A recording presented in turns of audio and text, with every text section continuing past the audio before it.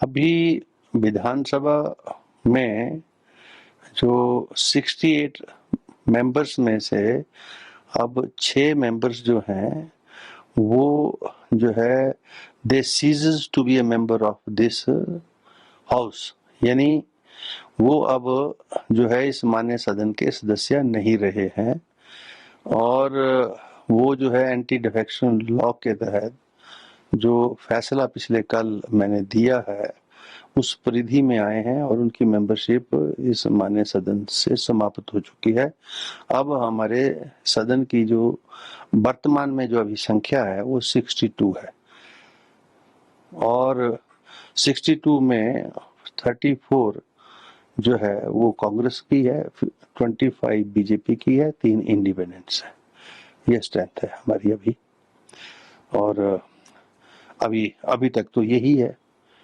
और अभी तो बाकी बात की हैं, भविष्य की हैं, भविष्य के गर्भ में है जिस पर मैं टिप्पणियां नहीं करना चाहता। अगर सर किसी विधायक को डिस्क्वालीफाई कर दिया जाता है तो उनके पद बहाली के लिए क्या प्रक्रिया होती है? क्या उन्हें कोर्ट जाना पड़ता है या पार्टी चाहे वापसी? वैसे तो विधानसभा की जो कार्य प्रणाली है उस पर कोर्ट्स ज्यादातर कोर्ट्स के अधिकार क्षेत्र से बाहर है, लेकिन विधानसभा के अंदर की कार्रवाई जो है अभी जो विभिन्न अदालतों के माध्यम से, उच्च न्यायालय के माध्यम से जो जजमेंट्स आई हैं उसमें उन्होंने कहा जो आपके संवैधानिक अधिकार हैं जिसके ऊपर कोई समीक्षा नहीं हो सकती कानून दृष्टि से, संवैधानिक दृष्टि से न्यायालयों के द्वारा, वो अधिकार आपके सीमित हैं सभा सदन के अंदर के, और सभा सदन के बाहर जो निर्णय स्पीकर करते हैं विभिन्न कानूनों के माध्यम से जो है वो जो है उसमें जुडिशियल स्क्रूटनी का जो है वो they are under the judicial scrutiny, उनमें जो है न्यायालय जो है उसके ऊपर अपना विवेक का इस्तेमाल कर सकते हैं। तो ये मैं कल भी कहा है, आज भी कहा है, क्योंकि अब ये न्यायालय के निर्णय हैं और विभिन्न विधानसभाओं के अध्यक्षों के द्वारा दिए गए ऐसे निर्णय जुडिशियल स्क्रूटनी में गए हैं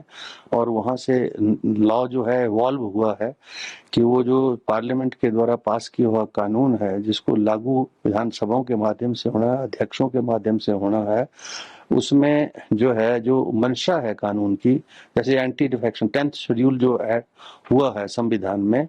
जिसको एंटी डिफेक्शन लॉ कहते हैं। एंटी डिफेक्शन लॉ का अभिप्राय ये है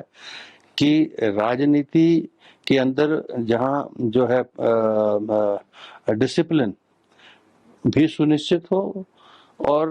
राजनीति के अंदर ये जो बात है आया राम गया राम की, खरीदो फरोख्त की, कोई व्यापार की, ये तो होनी नहीं चाहिए। जो प्रतिनिधि जो है जो चुन के जाता है और जिससे ये उम्मीद है, इससे अपेक्षा है उसके मतदाताओं को और जिस प्रदेश से संबंधित है उस प्रदेश वासियों को कि वो जाकर जो है उस प्रदेश के हित में बात करे, अपने जो जनता है उसके हित में बात करे और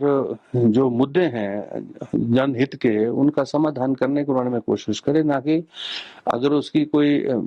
व्यक्तिगत जो है उसको कुंठित है किसी ना किसी वजह से और उस जो है व्यक्तिगत जो है उस इशू को लेकर, उस कुंठितपन को लेकर जो है वो ऐसा आचरण करे जो कि असंवैधानिक है,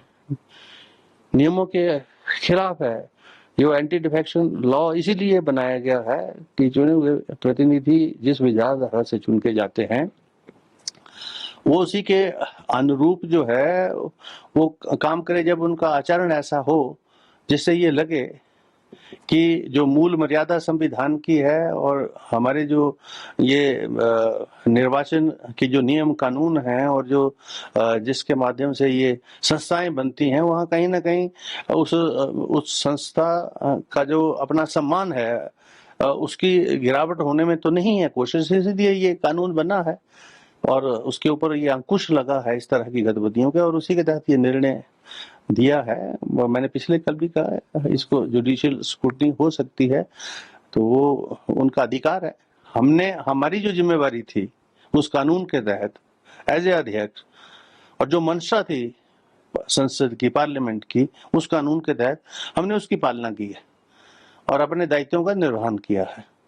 और हमको लगा है कि इसमें और देरी करने से जो मंशा है इस कानून की, वो उसको कहीं ना कहीं जो है ठेस पहुंचती है, और जिस मंशा से कानून बनाया था वो जो है वो मंशा पूरी नहीं होती है। इसीलिए इसको जो है हमने समरी तौर पर, और वैसे भी ये काम जो है सुप्रीम कोर्ट की जजमेंट है कि ट्राइब्यूनल जब तक इस तरह के अधिकारों का आप प्रयोग करें तो एक समरी रूप में करें, जल्दी से करें, बैठे ना रहें। हाँ, सारी औपचारिकताएं पूरी करें। तो सारी औपचारिकताएं पूरी हुई हैं। इसमें दोनों जो पक्ष हैं उनको विस्तृत सुना गया, वो हाजिर थे दोनों वकील, उसकी वीडियोग्राफी है और उसके फोटोग्राफ्स हैं, और वो जजमेंट में भी आया है सारा। तो जब सुनने के बाद, सब कुछ होने के बाद, उसमें मुझे लगा कि और कोई अधिक जो है इसके अंदर जो है किसी प्रकार के साक्ष्य की आवश्यकता नहीं है, तो मैं जो है अपने अधिकारों में स्वतंत्र हूँ अपने अधिकारों का प्रयोग करने के लिए। सर, बीजेपी के नेता लगातार ये भी कह रहे हैं कि जल्दबाजी में ये फैसला लिया गया है। एक तरीके से जो स्पीकर ने फैसला लिया वो कांग्रेस के स्पीकर के तौर पर फैसला लिया है। वो बीजेपी क्या बोलती है क्या नहीं बोलती उससे मुझे कुछ ज्यादा लेना देना नहीं है। उनको लगता है